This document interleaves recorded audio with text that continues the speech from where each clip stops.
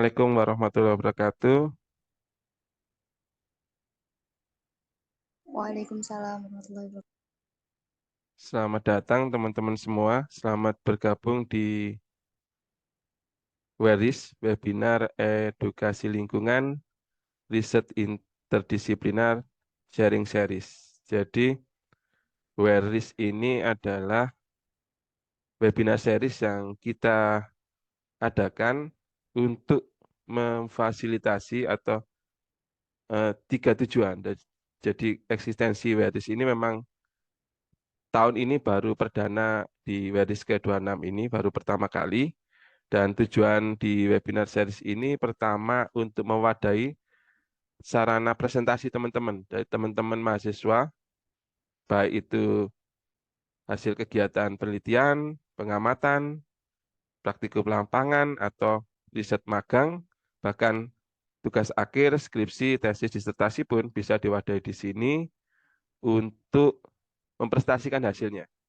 Satu itu tujuannya. Yang kedua, sebagai sarana komunikasi antar teman-teman mahasiswa atau teman-teman dengan para pemangku kebijakan, stakeholder atau praktisi, akademisi atau yang lain secara umum dalam hal bidang yang ini. Jadi yang terkait dengan temanya, misalnya kalau ini sekarang tumbuhan, kawasan mangrove, mungkin ada yang tertarik dengan ini, bisa memfasilitasi sebagai sarana. Yang terakhir sebagai media untuk menyebarkan atau untuk saya sebutnya sih public responsibility. Jadi kewajiban kepada umum untuk menyebarluaskan ilmu pengetahuan atau mendiseminasikan hasil-hasil risetnya supaya masyarakat itu lebih tahu. Dan kalau ada yang pengen tahu atau pengen belajar atau pengen mengetahui lebih lanjut bisa mengkontak atau bisa belajar dari rekaman hasil-hasil riset teman-teman. Jadi tiga itu yang mendasari webinar series, kita sebutnya WERIS, ini terus ada dari mulai tahun 2022, 2022, 2023, 2024. Jadi ini tahun ketiga. Untuk kesempatan kali ini, perdana ini, webinar series ke-26 ini akan dibawakan oleh Mbak Adelia yang mengangkat tema judul riset skripsinya terkait tanaman jeruju Acanthus illicifolius sebagai hiperakumulator logam tembaga atau CU di kawasan mangrove Surabaya.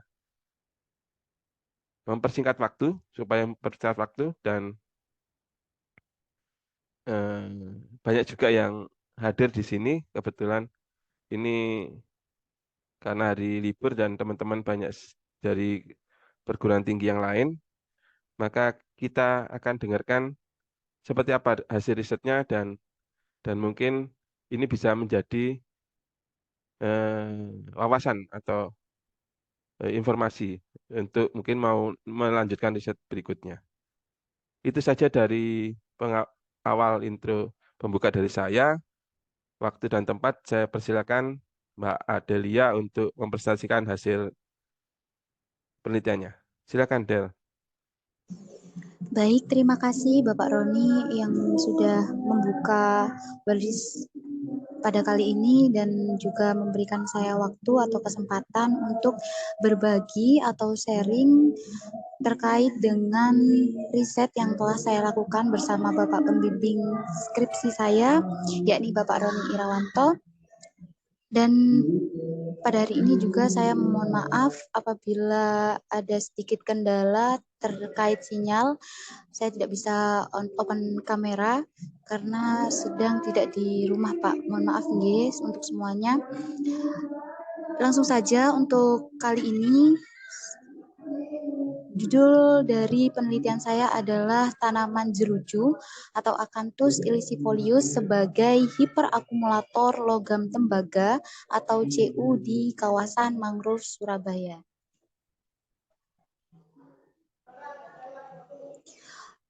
Baik, sebelumnya mohon maaf, perkenalkan nama saya Adelia Wulandari. Saya adalah alumni Biologi UIN Sunan Ampel Surabaya lulusan tahun 2024.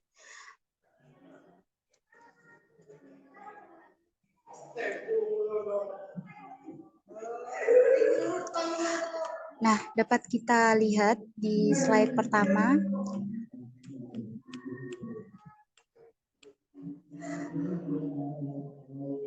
Nah, kebutuhan manusia yang semakin meningkat terhadap sumber daya alam dapat menyebabkan dampak negatif berupa pencemaran lingkungan. Apalagi kita tinggal di Pulau Jawa yang padat penduduk, otomatis untuk kegiatan industri, pertambangan, maupun transportasi merupakan aktivitas yang dapat memberikan kontribusi terhadap pencemaran air, udara, maupun tanah. Kemudian, dari dampak yang diakibatkan adalah menurunnya kualitas lingkungan atau lingkungan yang tercemar, merupakan akibat dari limbah berbahaya yang masuk ke dalam lingkungan tersebut. Limbah berbahaya tersebut tidak dikelola dengan baik sampai turun atau mencemari lingkungan. Nah, salah satu ekosistem yang dengan peningkatan pencemar yang sangat terancam, yakni salah satunya adalah kawasan perairan ekosistem mangrove. Berdasarkan data SLHD, Kota Surabaya, kondisi ekosistem mangrove di Kota Surabaya sangat terancam. Contohnya adalah di kawasan mangrove Wonerjo Surabaya yang mengalami kerusakan sebesar 27%. Kemudian ada di area konservasi mangrove Gunung Anyar juga mengalami kerusakan sebesar 18,5% dari total area sebanyak 70 hektar.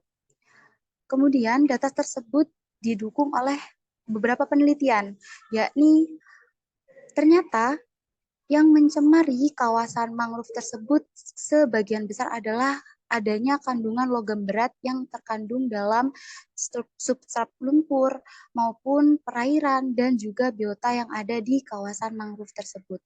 Kandungan logam akan berbahaya dan bersifat toksik baik itu untuk biota laut, lingkungan maupun manusia. Kemudian dari permasalahan tersebut, dari segala suatu permasalahan, intinya pasti ada suatu solusi yang tepat untuk menghindari maupun menghilangkan pencemaran oleh limbah berat yang ada di perairan mangrove tersebut. Untuk solusi yang kita pilih yakni dengan fitromediasi, di mana fitromediasi ini adalah penggunaan tanaman untuk meremediasi logam berat atau limbah logam berat yang ada di perairan, lingkungan perairannya. Untuk integrasi keislamannya sesuai dengan Quran Surah Asy-Syu'ara ayat 7 yang berbunyi A'udzubillahi minasyaitonirrajim. Bismillahirrahmanirrahim. Awalam yarau ilal ardi kam ambatna fiha min kulli zaujin karim. Yang artinya, dan apakah mereka tidak memperhatikan bumi, betapa banyak kami tumbuhkan di bumi itu berbagai macam pasangan tumbuh-tumbuhan yang baik. Dengan maksud, ayat tersebut menganjurkan kita untuk selalu berpikir, memperhatikan, melestarikan, dan mensyukuri berbagai macam tanaman yang ada di bumi. Allah Subhanahu wa Ta'ala menumbuhkan semua jenis tanaman yang indah lagi berguna sebagai bukti petunjuk tentang kesempurnaan Allah. Dan atas dasar ulian latar belakang tadi yang sudah saya sebutkan, kemudian tumbuhan yang dipilih di sini sebagai agen fitromediasi atau tumbuhan hiperakumulator yakni tanaman jeruju. Nah, untuk rumusan masalahnya sendiri, di sini ada logam Cu atau tembaga, yang pastinya nanti kita akan mendeteksi logam Cu ini yang ada di badan perairan maupun yang ada di tanaman jeruju.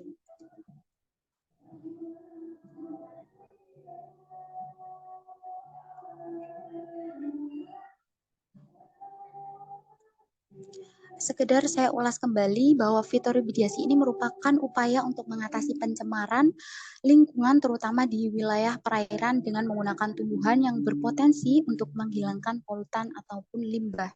Dari banyaknya tumbuhan di sekitar ternyata banyak sekali tumbuhan hiperakumulator yang dapat kita gunakan sebagai agen fitoremediasinya. Dan di sini fitoremediasi juga memiliki berbagai macam sesuai dengan prosesnya, yakni ada rizofiltrasi, fitoekstraksi, kemudian ada fitodegradasi dan lain sebagainya. Hal itu dibedakan sesuai dengan proses penyerapan atau akumulasi logam berat yang diserap oleh tanaman. Kemudian di sini mengapa saya memilih tanaman jeruju? Tanaman jeruju ini merupakan tanaman yang tergolong baru dalam agen fitoremediasi atau sebagai tumbuhan hiperakumulator, di mana tumbuhan jeruju ini merupakan salah satu tumbuhan mangrove asosiasi yang dapat ditemukan di sepanjang perairan mangrove. Dan secara umum, jeruju banyak ditemukan pada semua jenis tanah, terutama daerah yang berlumpur di sepanjang tepi kawasan mangrove. Untuk morfologinya dapat dilihat dari gambar morfologi daunnya. Di bagian tepi ada duri-duri atau duri-duri tajam, dan kemudian daun berwarna hijau tua, dan kemudian dapat dilihat dari gambar bunga atau morfologi bunga dari jeruju, yakni berwarna ungu dan batangnya berwarna hijau. Kemudian di sini ada parameter lingkungan yang diukur, yakni pH berupa keasaman, kemudian TDS dan juga salinitas atau kadar garam, dan juga kondisi morfologi dari tumbuhan jeruju di masing-masing wilayah mangrove. Dan kemudian di sini kita ada 3 titik di kawasan mangrove Surabaya, yakni yang pertama adalah kawasan mangrove Sungai Gunung Anyar Tambak, dan yang kedua ada kawasan Kebun Raya Mangrove Gunung Anyar, dan yang ketiga adalah di kawasan mangrove Wonorejo, Surabaya.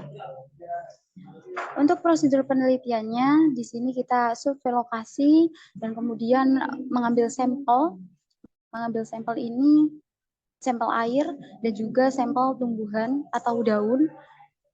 Kemudian di lokasi kita juga melakukan beberapa penelitian tentang parameter lingkungan yang sudah saya sebutkan sebelumnya. Kemudian melalui beberapa proses hingga di akhir sampel-sampel air dan juga daun tersebut akan dianalisis dengan AAS di laboratorium UIN Sunan Ampel Surabaya.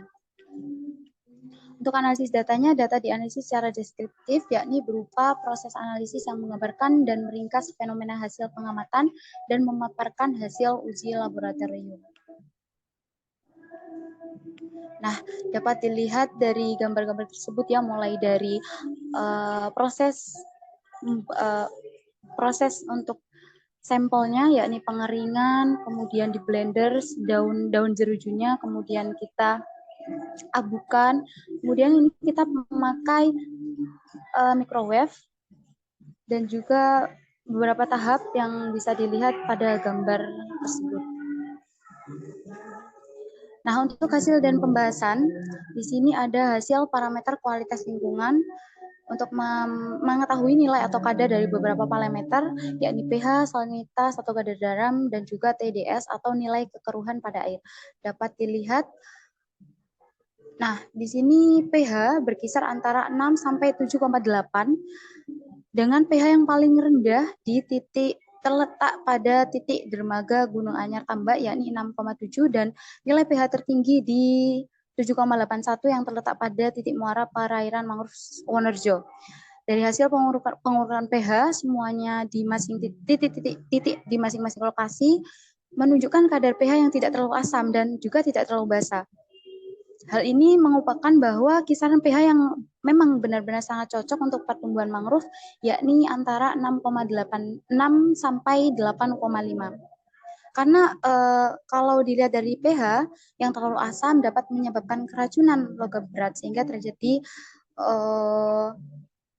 ketidaksempurnaan dari tumbuhan, kemudian berpengaruh pada terhambatnya penyerapan unsur hara oleh tanaman yang menyebabkan lambatnya proses pertumbuhan dari tanaman.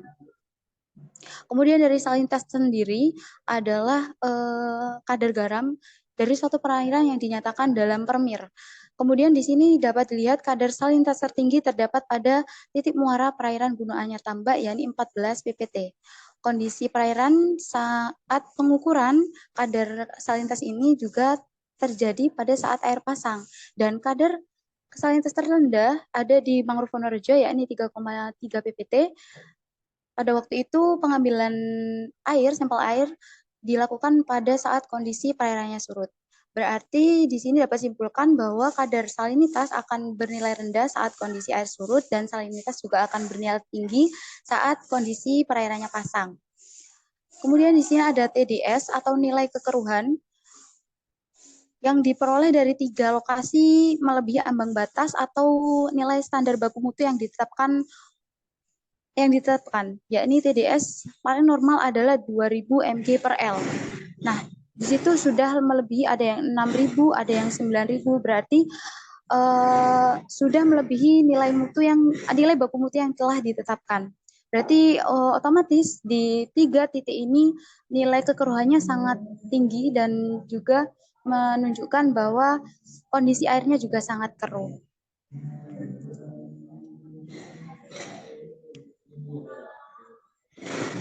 Nah, di sini tadi perairan mangrove yang memiliki kadar TDS tertinggi di perairan mangrove Gunung Anyar Tambak ini juga sesuai dengan keadaan dari mangrove tersebut.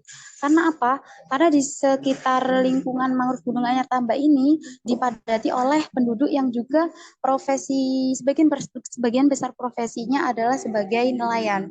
Dan perahu nelayan yang berbakar solar akan juga menimbulkan tumpahan minyak sehingga menimbulkan pencemaran di lingkungan perairan. Semakin banyak perahu yang digunakan, maka akan semakin banyak pula kadar bahan solar yang dibutuhkan, sehingga tumpahan minyak solar ke dalam badan perairan juga akan semakin banyak. Kemudian dibuktikan dengan pengukuran TDS di lokasi perairan Mangrove Wonorejo. Kadar TDS terendah di Mangrove Wonorejo juga dilihat dari kondisi lingkungan yang sangat berbeda dari lokasi sebelumnya yang tertinggi. Karena di Wonorejo itu sudah kondisi airnya tidak keruh dan tidak berbau. Kemudian wilayah ini termasuk merupakan ekowisata mangrove yang dikelola dengan baik. Perahu juga hanya digunakan sebagai sarana transportasi untuk wisata, jadi bukan untuk kegiatan sehari-hari yang sering digunakan.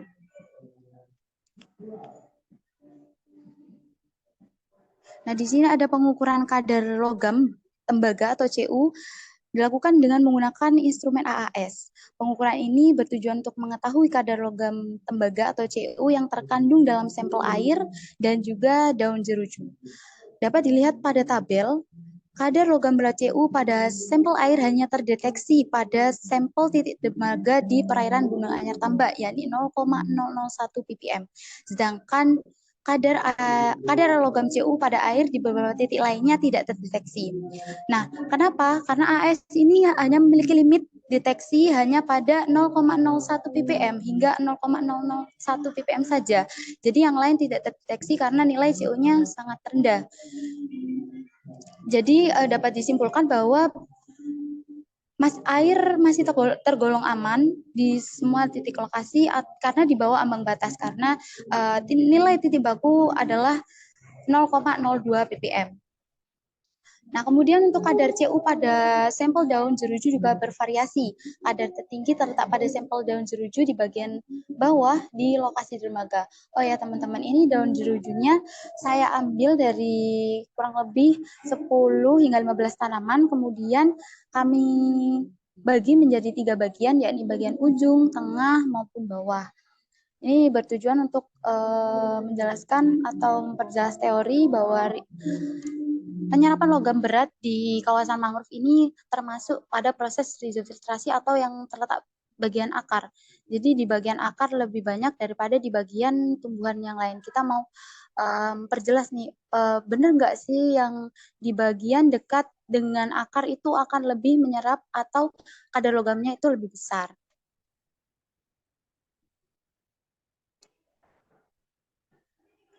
Nah, ini dapat dilihat grafik kadar logam Cu pada sampel air dan daun jeruju di semua lokasi.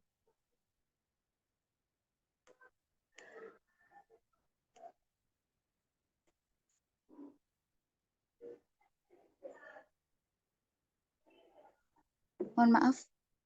Untuk korelasi kadar logam Cu pada sampel air dan daun di perairan mangrove Surabaya dapat dilihat pada grafik berikut ini.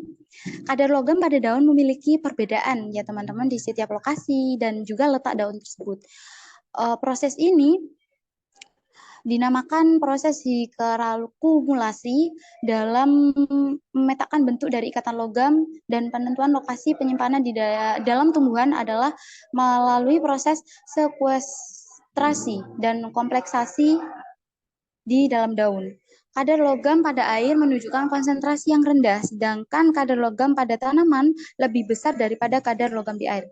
Karena apa? Karena tanaman jeruju mampu mengakumulasi logam berat Cu yang ada di badan air, sehingga tanaman ini merupakan tanaman hiperakumulator yang sudah saya sebutkan sebelumnya. Selain terakumulasi oleh tanaman, logam Cu ini ternyata juga dapat terjadi karena logam berat yang telah terlalu dalam air dan kemudian berpindah ke bagian dasar air, kemudian terjadilah pengendapan pada sedimen sehingga memungkinkan kadar logam berat pada air ini kecil, teman-teman. Berdasarkan hasil pengukuran yang dapat dilihat dari grafik, ternyata kadar Cu pada sampel air dan sampel daun ini memiliki korelasi atau hubungan dengan kondisi kualitas lingkungan yang didukung dengan data hasil pengukuran. Dibuktikan dengan hasil pengukuran pH, semua lokasi pH terendah yakni bersifat asam di Gunung Anyar Tambak 6,73. Pada lokasi ini juga didapatkan hasil kadar logam Cu yang paling tinggi di antara semua sampel. Jadi kadar pH di dalam air mempengaruhi tinggi rendahnya kadar logam di perairan. Kemudian nilai TDS juga memiliki korelasi dengan logam berat Cu. Yakni apabila nilai TDS di perairan tersebut tinggi atau semakin keruh, maka kadar logam beratnya juga akan semakin tinggi. Hasil pengukuran TDS terlalu tinggi ada di lokasi muara dan dermaga mangrove Gunung Anyar Tambak, dan kadar logam Cu yang tertinggi ini TDS-nya juga sama tinggi atau kekeruhannya sangat besar.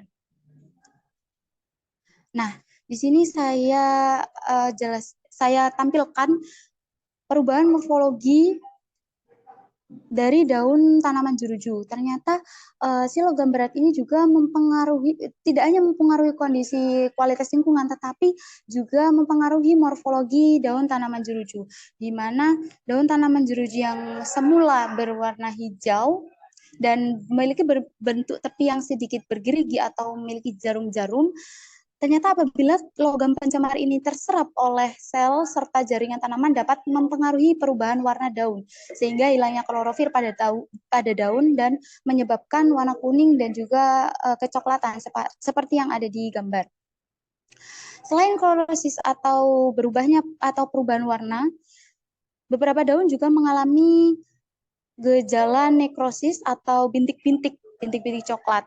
Dan pada perubahan morfologi tanaman, tidak hanya berpengaruh pada warna daun maupun bintik-bintik tadi, melainkan perubahan bentuk morfologi daun. Perubahan ini juga kita dapat lihat ya perbedaan morfologinya. Dari yang sebelah kiri itu adalah kondisi daun yang telah tercemar logam berat, dan yang sebelah kanan adalah kondisi daun atau morfologi daun jeruju semula yang benar-benar asli. Dan itu dapat dilihat dari perbedaan morfologi, di mana tepi daun tidak lagi bergerigi, melainkan halus kurang lebih seperti daun dari pohon mangga. Jadi kadar logam ini sangat berpengaruh sekali terhadap perubahan morfologi daun. Tetapi untuk penelitian terkait kelanjutan riset ini masih insya Allah belum ada dan akan dikaji secara terus-menerus dan juga akan dikaji sehingga akan menambah wawasan kita dan para peneliti lainnya. Untuk kesimpulan yang tadi, kadar CU yang berbeda-beda, baik itu di sampel air maupun sampel daun, dan dari sini kita dapat simpulkan bahwa tumbuhan jeruju ini merupakan agen fitromediasi atau tanaman hiperakumulator yang bisa dijadikan agen fitromediasi yang bisa meremediasi logam berat CU di kawasan perairan mangrove. Mungkin itu saja presentasi dari saya. Kurang lebihnya mohon maaf apabila ada kesalahan kata maupun penjelasan yang kurang jelas. Dan mungkin ada diskusi ya dari Pak Roni ataupun teman-teman yang lainnya. Dari saya, terima kasih. Wassalamualaikum warahmatullahi wabarakatuh. Waalaikumsalam warahmatullahi wabarakatuh. Terima kasih Mbak Adelia atas paparan hasil risetnya.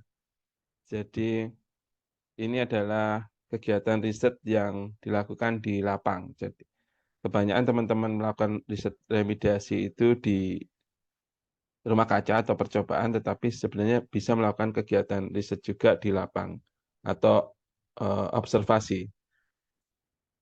Karena waktu yang cukup singkat, karena ini adalah webinar series yang memaparkan dan ini juga lumayan banyak pesertanya sampai saat ini, dan saya yakin teman-teman ini juga dari teman-teman kampus semua, karena nama-namanya juga ini dari teman-teman biologi Universitas Madiun, terus beberapa teman-teman UIN Malang, dan kita punya grup Waris webinar series yang di situ mungkin teman-teman bisa bertanya langsung di sana karena Mbak Adelia juga ada di sana supaya lebih efektif bisa bertanya langsung. Tetapi ini saya akan buka satu kesempatan satu penanya supaya mungkin ada teman-teman ini karena sebagian ada teman-teman mahasiswa di biologi.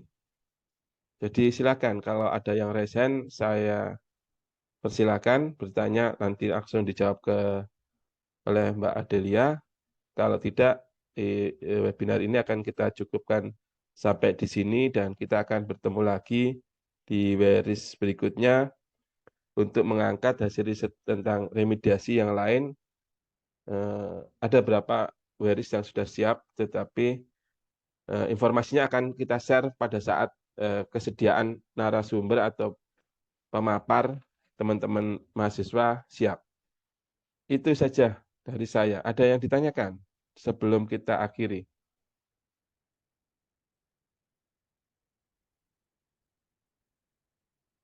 Oke, kalau saya rasa cukup. Terima kasih semuanya atas kehadirannya di webinar series ke-26 ini.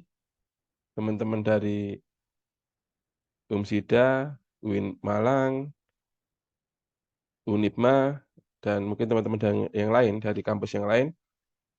Saya akhiri webinar series ke-26 ini dengan bacaan hamdalah. Alhamdulillahirrahmanirrahim. Dan saya ucapkan terima kasih banyak kepada Mbak Adelia Wulandari atas paparan hasil skripsinya dan semoga hasil skripsinya ini bisa membawa keberlangsungan penelitian berikutnya dan bisa menjadi ilmu yang bermanfaat buat Mbak Adelia ke depan. Akhirul kalam, saya tutup dengan wassalamualaikum warahmatullahi wabarakatuh. Terima kasih semuanya. Waalaikumsalam Waalaikumsalam warahmatullahi warahmatullahi wabarakatuh. wabarakatuh. Pak Roni. Ya.